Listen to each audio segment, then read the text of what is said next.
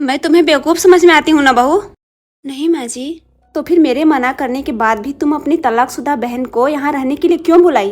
देख लेना, चाहो तो लिखवा लो। एक दिन तुम्हारी बहन इस घर पे अपना हक जमा लेगी और तुम भी कुछ नहीं कर पाओगी। अभी एक दिन भी नहीं हुआ उसे आए हुए, आप इतना अपशब्द क्यों बोल रही हैं उसे?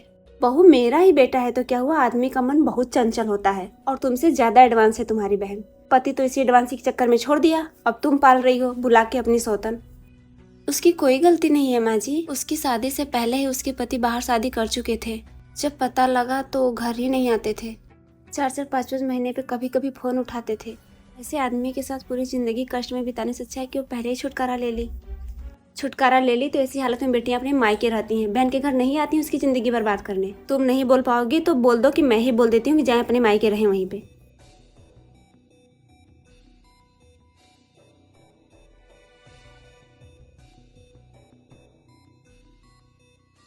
कहाँ जा रही है छोटी? अपने घर। कौन से घर, मायके या ससुराल? शादी के पहले मायका घर होता है और शादी के बाद ससुराल ही। जब दोनों ना रहे तो खुद का अपना घर बना लेना चाहिए और मैं बना ली हूँ। कहाँ छोटी, बताई नहीं हमें, बताने का मौका ही कहाँ मिला दीदी। आई कपड़े चेंज की, इतने में ही बोझ बन गई, अब जा रही हूँ। छोटी सुन तो, अपनी सास की बात मान दीदी, उसी में तुम्हारी भलाई है।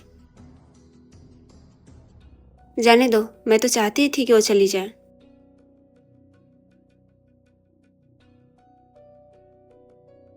ऐसी हालत में नहीं रहने दूंगी, कहीं शादी कर लेंगी तो बात अलग है, आके रहे मेहमानी करें।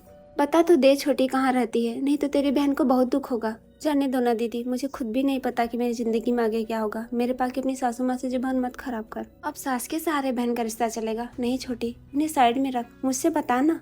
बुरा तो नहीं मानोगी ना दीदी? नहीं, मुझे अपनी देवरानी बना लो ना दीदी।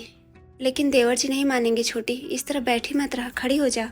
वो मान गए हैं दीदी, वही तो मुझे इस सदमे से बाहर निकाले, नहीं तो तलाक लेने की मुझ में हिम्मत नहीं थी। एक दिन मेरे पति अपनी पहली बेबी के साथ इंस्टाग्राम पे फोटो डाले थे, वही तुम्हारे देवर जी देखे थे। मेरी माई की भाभी से नंबर मांग के मेरे पास फोन किए, बोले कि ऐसे आदमी के साथ जिंदगी बिताने से अच्छा है अभी भी मौका है, उस जंजाल से बाहर निकल आइए। मैं बाहर खड़ा हूँ आपका सहारा बनने के लिए।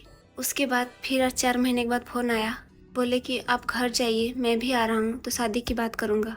तभी तो कितना अच्छा अच्छा रिश्ता आया, सब मना कर दिए। पूछने पर बोले कि घर आके बताऊंगा। मैं, देवर जी, तुम्हारे जीजा जी तो मान ही जाएंगे, तीनों लोग मिलके माँ जी को मना लेंगे, फिर बाबूजी तो अपने आप ही मान जाएंगे। बहुत बहुत धन्यवाद दीदी।